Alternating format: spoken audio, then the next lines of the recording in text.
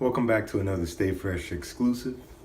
Today's a very special day. This is episode 1 of my brand new series. This is going to be called Late to the Game. And it is exactly what it sounds like.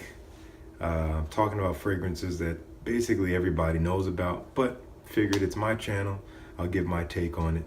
Let you guys know what I think about the fragrance itself, how it should be worn, and whatnot.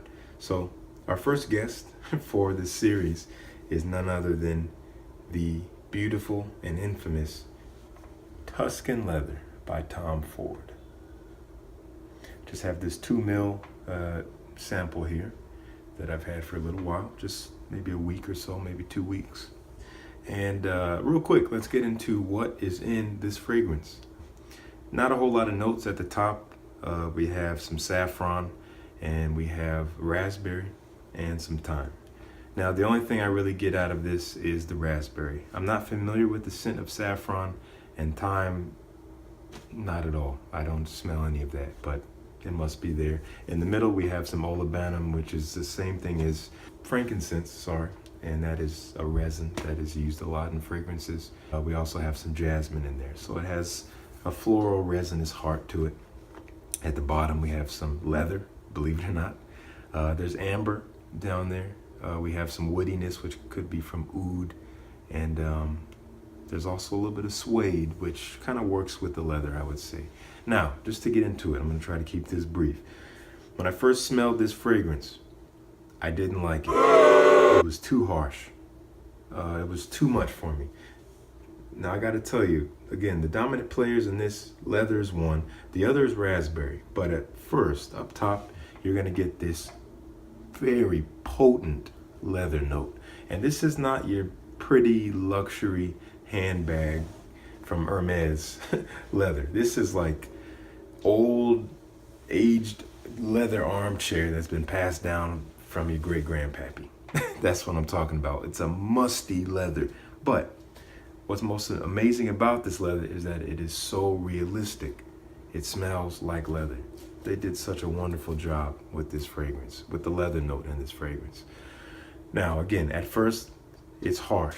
The leather note is what you get, I'd say 98%. The rest of it, there's a touch of sweetness that is underlying this leather that saves the opening more or less, but it's still a little harsh because it's strong as well. This is an eau de parfum concentration, so it really jumps at you from the beginning. Now, again, at first I was not sold with this leather at all. It's a little much, it's musty, but I was still interested because there's that touch of sweetness, and I wanted to see, okay, how will this dry down? Now, as this continues to dry down, as I hoped for and as I heard from other reviewers, the leather note tones down quite significantly, and this fruitiness, the sweetness from the raspberry comes to the forefront and begins to overtake the leather, which again makes it much more accessible and much more pleasant to the nose. And as we get closer to the base, it becomes more fruity, more woody, and again, the leather is still there. It is there through the entire life of the fragrance, but it definitely calms itself down a bit. Again, this is an eau de parfum, so this thing is a beast performer. I put 1 spray on my hand. I didn't even last for more than 8 hours before. I mean, it was at night and I went to bed, not long after that. But this thing will most definitely last you at least 12 hours on your skin, at least, and will project very strongly for at least half of that time. I'm dead serious. As a result, this is most definitely a fall and winter fragrance, leaning more towards the winter. It should definitely be cold when you put this thing on. Heat is going to kill people around you. You are going to cause an extinction. If that doesn't happen, then people will be sick of you. Start with 1 spray with this thing. That should be enough.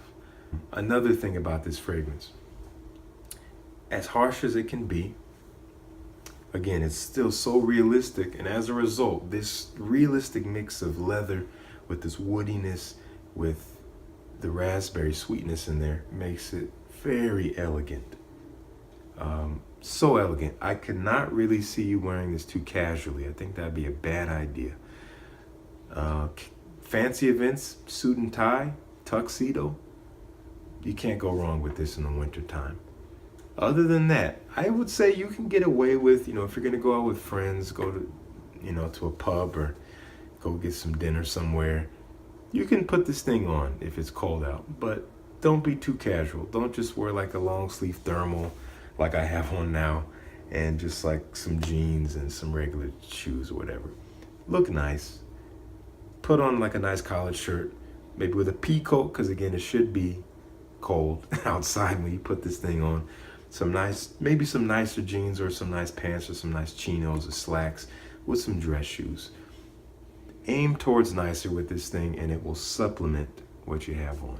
That's just my opinion. Reality is that you can wear any fragrance you want whenever you want. But the consequences, I think, will be great with this if you miswear it. That's not a word, but it is now. I think it might just have some kind of subconscious effect. People may not know why they don't dig you right now. If you're wearing this in a t-shirt and it's like 85 out, nobody's gonna like you. And they may not truly be able to get to the root of it and say, you know what, this fragrance you have is not suitable for the warm weather. But that's probably what it's gonna come down to. So just play it safe. Now, last thing about this fragrance, the dry down. As I said, as it dries down, it just continues to get more and more pleasant. Now, in my first wearing of this, I'm doing some work. It's probably about 5 hours in, and I'm not really smelling it anymore. Olfactory fatigue is definitely kicking in. So I go to scratch my face, I think, and I catch a whiff right here. Oh my goodness, I was blown away. It's so sweet and so elegant and so light. That raspberry really comes to the front, and it's like a caress to the face. Underneath that, you have this very soft resinous leather and suede combination with some woodiness to it. So it's this dark, sweet, resinous scent that it turns into, and I believe it'll just stay that way throughout the end of the fragrance. And it's going to be a long journey because, again, this thing is a powerhouse. So give it a try. I smelled it again not long ago after my first wearing, and I actually already like it more. At first, I was a little bit upset and a little bit down because I figured, well, maybe this thing isn't for me. It was just too much. But I think, again, if you look the part, I think it'll do what it's supposed to do. Tom Ford wasn't an idiot when he released this fragrance, and there's a reason why they're still making it. Some of his other private blend fragrances are now discontinued. This is the one of them that stood the test of time. This is one of the best of his darker private blend fragrances. Tuscan leather, check it out, get your nose on it, get a sample. I got this on eBay for like $10. Yes, $10 for 2 mils, that's a lot for very little, but it is an expensive fragrance as they market it, and it's totally worth it than buying like a 30 ml decant for any more than that, or God forbid buying a whole bottle blindly and then getting it. Good luck with that. Check it out. Tom Ford Tuscan Leather. Thank you for checking out episode 1 of Late to the Game. This has been a Stay Fresh exclusive. I'm helping you stay fresh. If you want to continue to do so, please continue to tune in. There will be more in this series as well as other mini-series having to do with fragrances and other types of men's fashion. Thank you again.